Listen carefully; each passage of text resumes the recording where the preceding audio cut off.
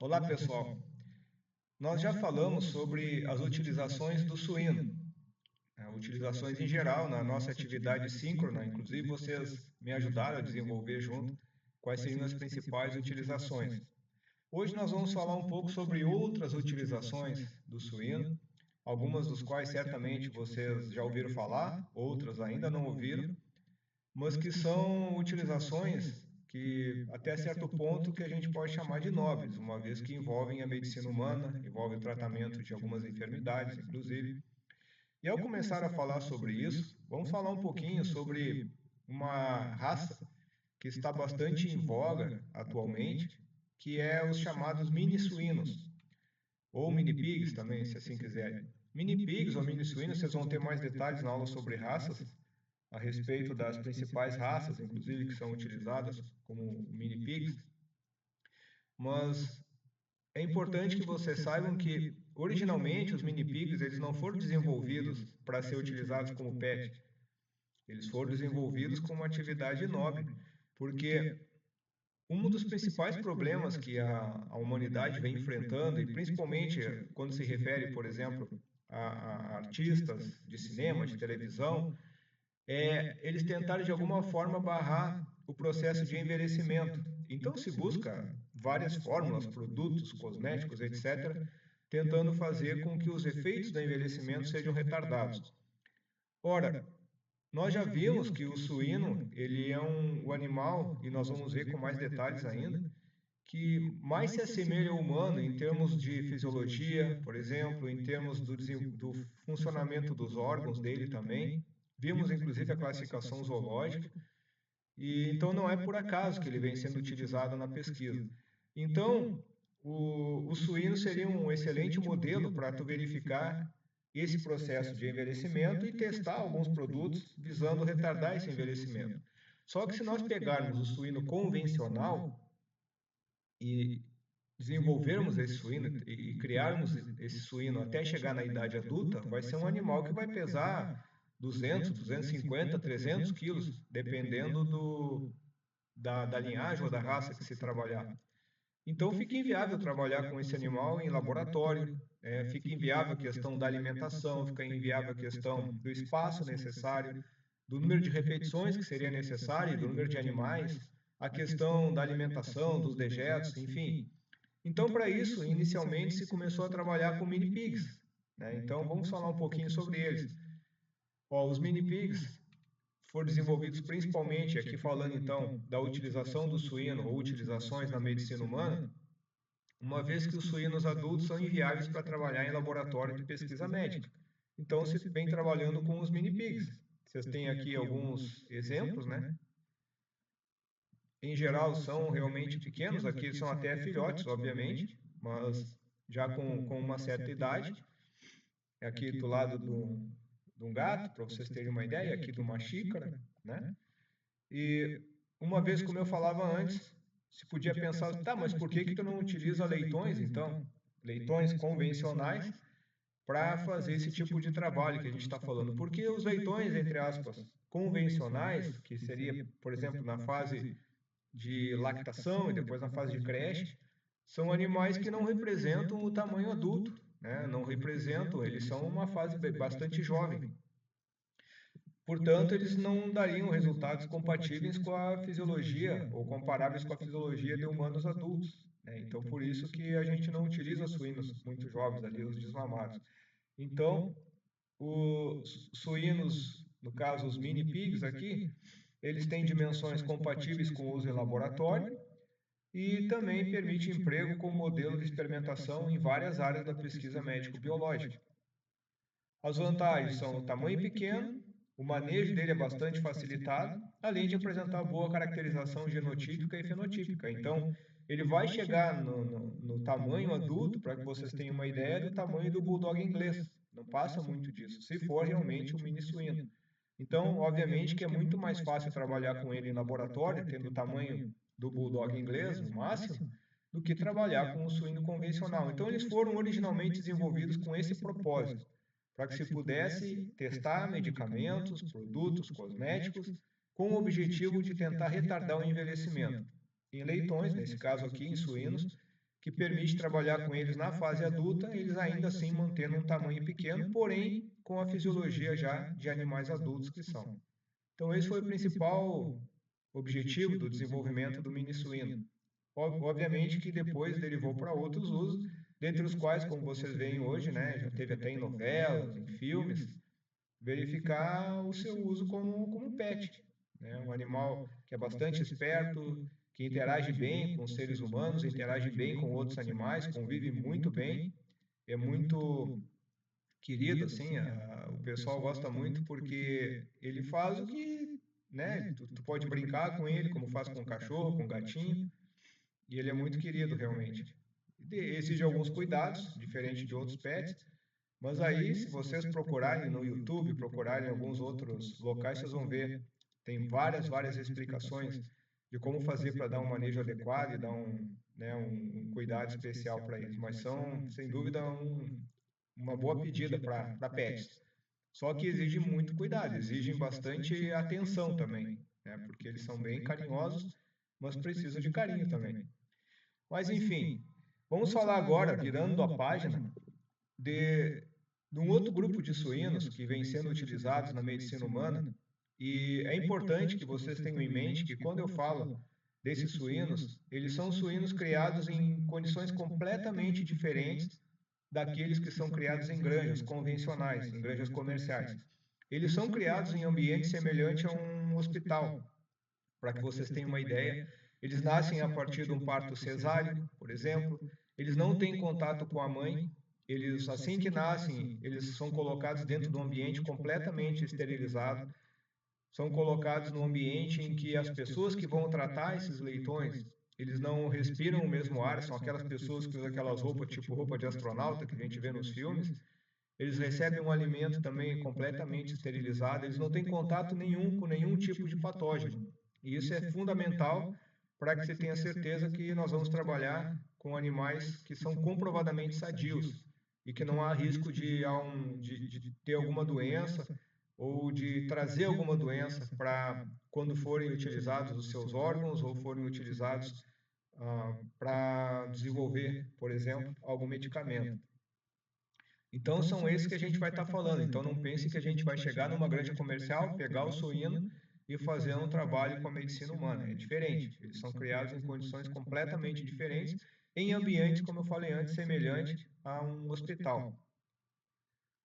Então, desses suínos são extraídos do seu pâncreas as ilhotas pancreáticas, também chamadas ilhotas de Langerhans, para que se possa fazer implante em diabéticos, em pessoas que não têm essas ilhotas ou não têm elas funcionais, é o chamado xenotransplante, quando é de uma espécie para outra.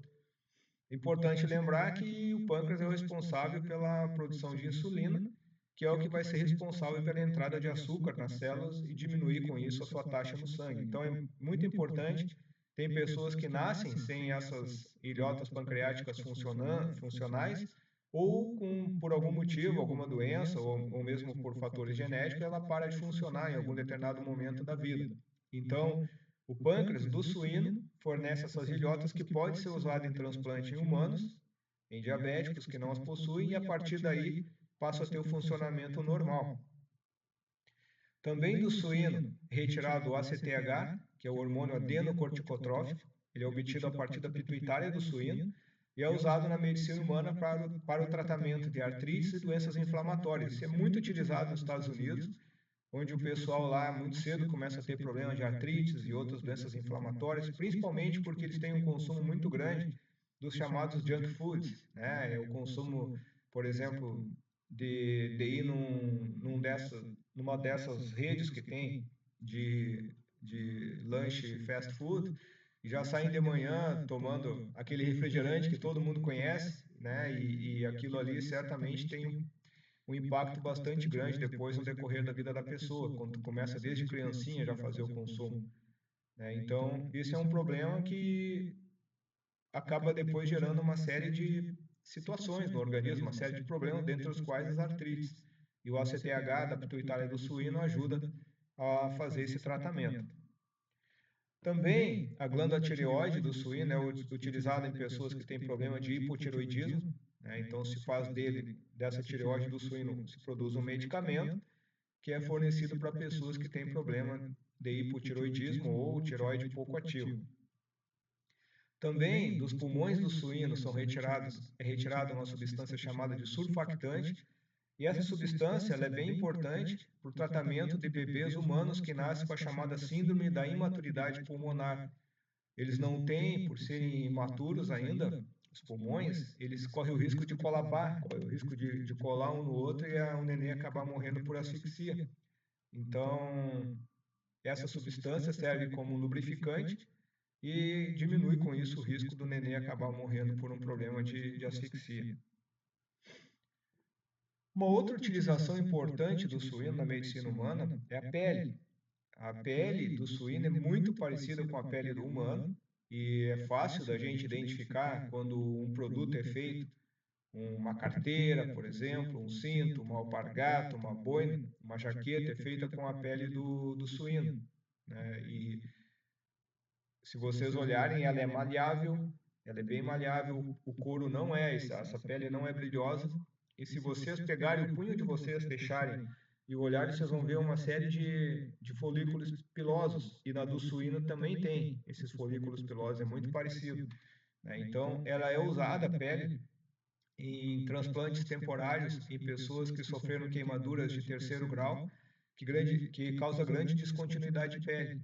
Óbvio que não serve para o transplante definitivo, mas é importante que vocês lembrem que uma pessoa que sofre uma queimadura de terceiro grau, ela fica com grandes partes do corpo a descoberto.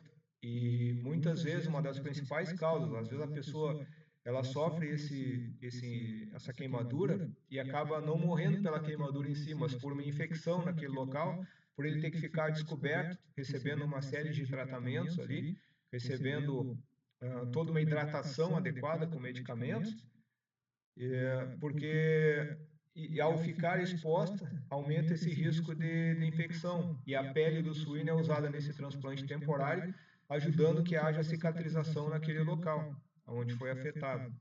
É óbvio que não vai servir, como a gente falou, para um transplante definitivo, mas serve para auxiliar no processo de cicatrização e evitar também o processo de infecção. Talvez uma das utilizações que vocês mais têm ouvido falar do suíno tenha sido as válvulas cardíacas. Pois bem, o suíno jovem, aquele de 16 a 25 quilos mais ou menos, fornece essas válvulas cardíacas que são transplantadas em pessoas adultas e em crianças também. Interessante que essas válvulas cardíacas, elas são menos rejeitadas pelo organismo e têm a mesma estrutura e resistem mais a infecções do que válvulas mecânicas, feitas com materiais artificiais. É importante se lembrar que, claro, existe também válvula cardíaca produzida a partir de bovino, né? Mas sem dúvida dos suínos é uma das que tem sido utilizada já há muito tempo e com bastante êxito também.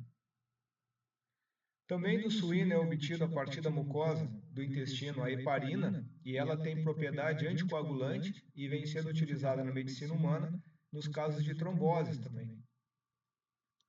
Outra importante utilização vem a ser a hemoglobina, e aí nesse caso a gente abre um parênteses aqui para falar que são suínos geneticamente modificados que produzem hemoglobina humana. Lembrando que hemoglobina é o pigmento no sangue que leva oxigênio até as células. E ao contrário do sangue, ele pode ser conservado por vários meses, né? Então, são suínos geneticamente modificados que produzem hemoglobina humana e que pode ser utilizado, então, para as pessoas. Aqui também existe uma empresa chamada de Maxi Medical, ou Oasis também, que produz um curativo que ele é obtido a partir de células extraídas do intestino do delgado do suíno, chamada matriz celular. E a importância aqui é que ela tem várias substâncias, dentre as quais fatores de crescimento, colágeno, elastina e proteínas, e ele é um curativo que vai ser utilizado em pessoas que tiveram problemas de queimadura.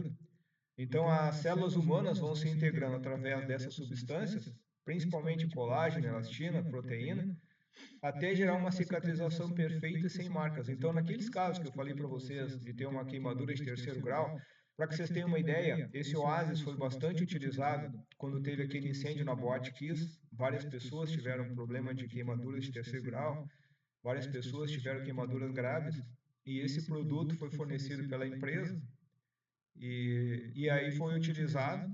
Então, quando se faz o curativo, se passa esse produto, e a ideia é que por ter fator de crescimento, por ter colágeno, por ter elastina e também proteínas, faz com que as células humanas acabam se integrando através das substâncias essas que ficam presentes na membrana e vai gerando uma cicatrização perfeita. É óbvio que é um produto caro, foi utilizado lá também como uma forma de fazer uma propaganda do produto para que se conhecesse, mas teve resultados extremamente positivos. Saiu depois na mídia, nas capas de jornais, alguns casos, inclusive, de passarem no rosto da pessoa, que ela teve metade do rosto queimado, e após alguns meses de tratamento ficou normal, sem marca nenhuma. Nem mesmo aquela vermelhidão característica de quando se tem uma queimadura forte. Então, esse curativo é uma membrana que acelera a cicatrização, mas não é também um substituto da pele. É exemplo de quando se usa uma pele suína para fazer um transplante. Um transplante ele é temporário, assim como esse curativo também forma uma membrana que vai auxiliar no processo de cicatrização. Agora vamos falar um pouquinho, até então aqui a gente falava do que vem sendo utilizado. Agora vamos falar um pouquinho de algumas perspectivas que se tem com relação à utilização do suíno na medicina humana.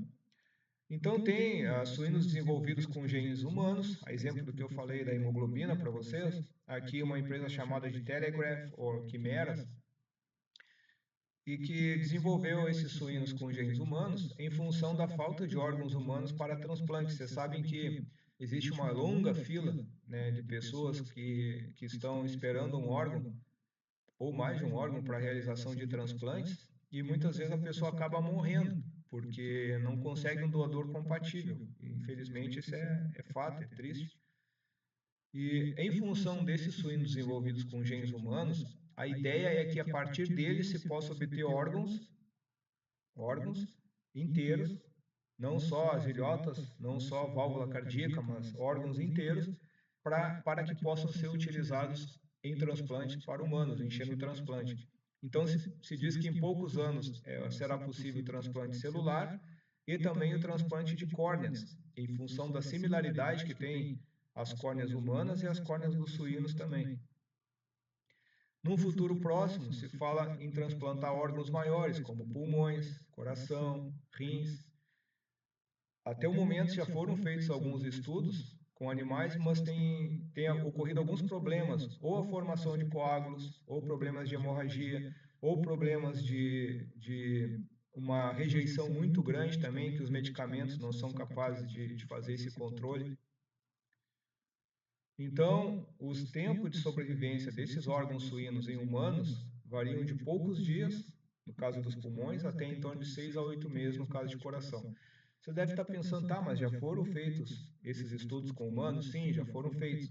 Naquelas pessoas, como eu falei antes, que estavam na lista de espera por um órgão humano para transplante e já estavam já no final da vida, com risco iminente de vida, e cuja pessoa, juntamente com os familiares, autorizou então fazer esse teste. E se testou, se retirou os pulmões dos suínos geneticamente modificados, com genes humanos, colocou nas pessoas e então foi isso que aconteceu. O tempo de sobrevivência desses órgãos em humanos variaram de poucos dias, no caso dos pulmões, e pessoas que receberam o coração conseguiram sobreviver por 6 a 8 meses. Então aqui é importante que a gente pare um pouquinho para pensar o que significa isso, né? Aqui existem questões de ética, existem questões religiosas também, mas certamente é algo para a gente pensar. Que podia pensar o seguinte, tá, mas se eu sei que a pessoa vai durar poucos dias, ou até poucos meses, ou sei lá, 6 meses, meio ano, com o órgão funcionando, por que eu vou fazer a função do transplante? Outros poderiam dizer o seguinte, não, mas isso significa que ela ganha a uma sobrevida de dias ou até mesmo de meses, até que se consiga, nesse caso, se obter um órgão humano para fazer o transplante. Então, esse é o principal objetivo. Transplantes temporários de fígado ou coração suíno poderiam se justificar objetivando salvar vidas humanas, até que houvesse a disponibilidade do respectivo órgão humano. Certo? Bom, agora falando um pouquinho a respeito de alguns estudos que vêm sendo realizados também da utilização do suíno na medicina humana.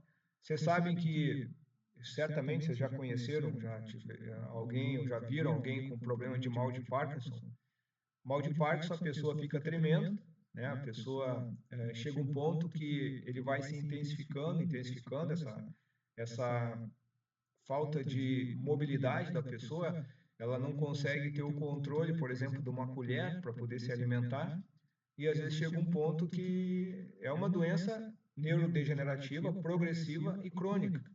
E ela é causada pela falta de células produtoras de dopamina no cérebro, e no final acaba até afetando a mobilidade das pessoas. A pessoa não consegue nem caminhar, não consegue se alimentar, é um problema muito grande e que vai afetando as pessoas, né, conforme é mais intenso, é genético também, é mais intenso nas pessoas com mais idade.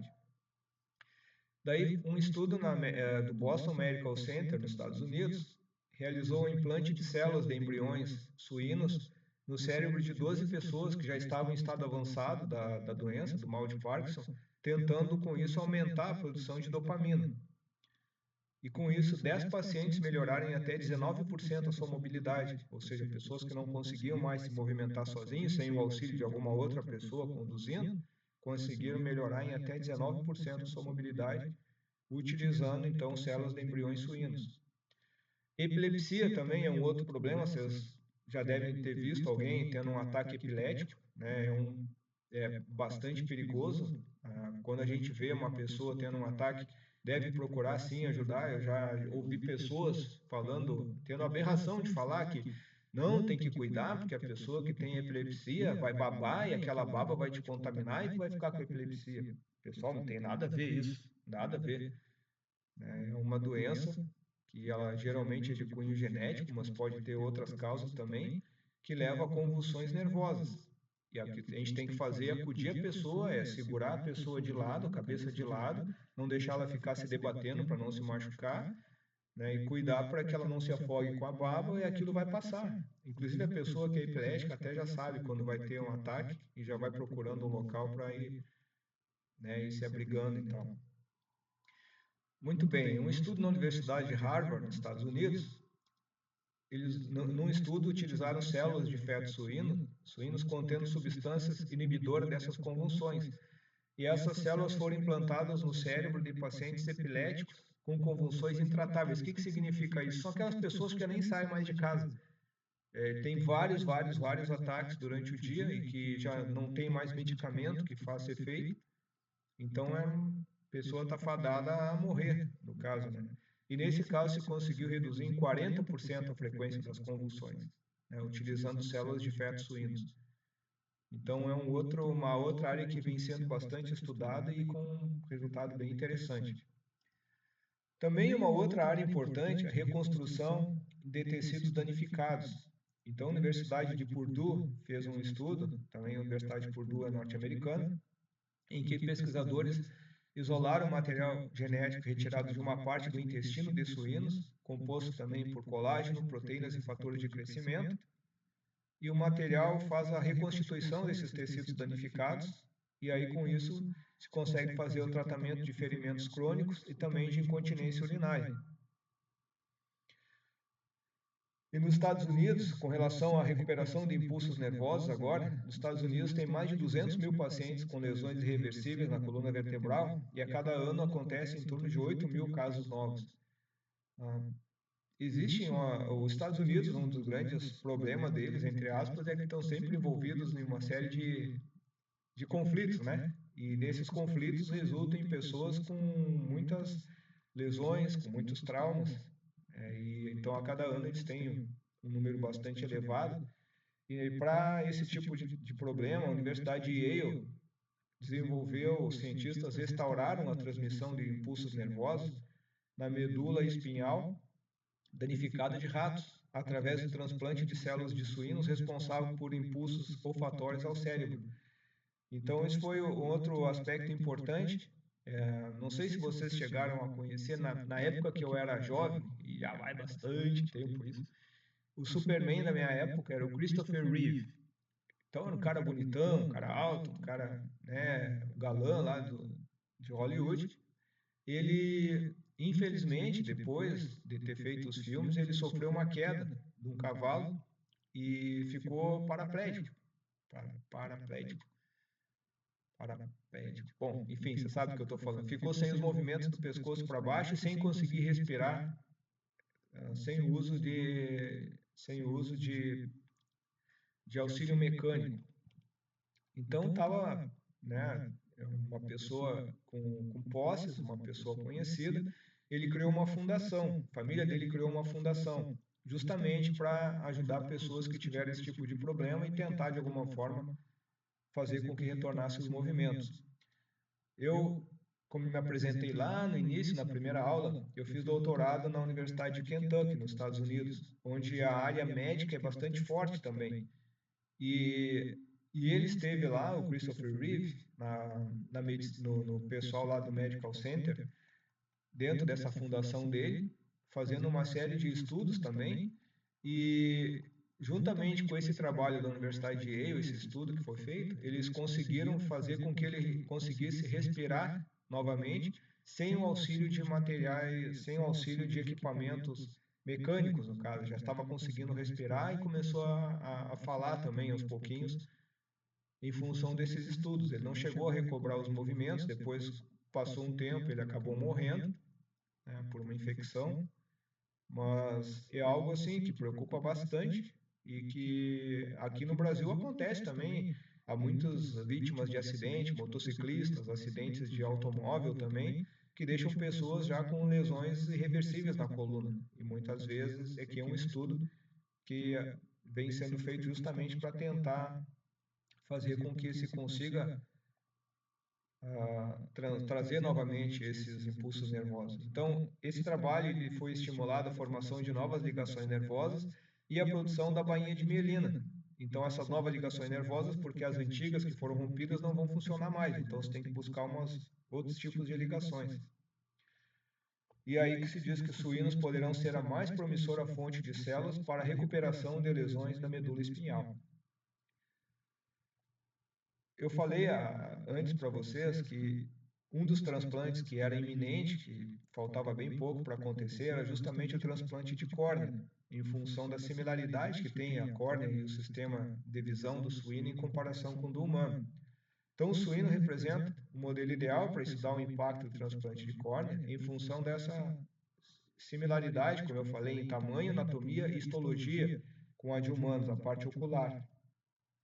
Essa foto aqui, que foi feita pelo Leonard Nilsson, esse esquema aqui, esse Leonard Nilsson aqui é um fotógrafo que ele consegue tirar fotos, fotografar embriões e fetos dentro da mãe, sem que com isso tenha que sacrificar a mãe, no caso. Então tem de várias espécies, se vocês olharem na internet, vocês vão encontrar lá. Mas aqui mostra em laranja, ó, quais são os órgãos do suíno que estão já na iminência de serem utilizados ou já estão sendo utilizados. Por exemplo, as ilhotas pancreáticas, como eu falei antes, já vêm sendo utilizadas. Células do cérebro do suíno no tratamento da doença de Parkinson, doença de Huntington também, que também é uma doença neurodegenerativa. As células sanguíneas aqui do suíno, geneticamente modificado para transfusão. E a córnea aqui do suíno, os tecidos oculares do suíno. E aqui em vermelho, aqueles que vai demorar um pouco mais, mas que estão sendo testados, ó, o coração, os rins, o fígado, o intestino e também os pulmões. E aí se pensa, mas por quê? Porque existe essa similaridade, assim, como que se vê isso? Bom, se vocês olharem aqui, também desse Leonard Nilsson, isso aqui foi uma revista Veja, bastante tempo atrás, saiu em 96, vocês têm uma foto de um embrião humano com 31 dias aqui e do embrião suíno com 21 dias, e vocês veem a similaridade dos dois, né? E aqui vocês veem um homem com 9 semanas e um suíno com 8 semanas. Então vocês têm como ver como são semelhantes realmente, né? E o que significa que é bem provável que o motivo por que a gente pode falar a respeito dos órgãos deles serem tão semelhantes, se uma vez que a fase embrionária e gestacional deles também é muito parecida.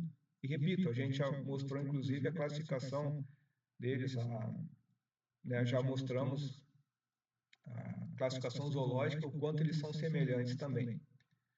Bom, pessoal, por hoje era isso. Agradeço a atenção de vocês e até a próxima.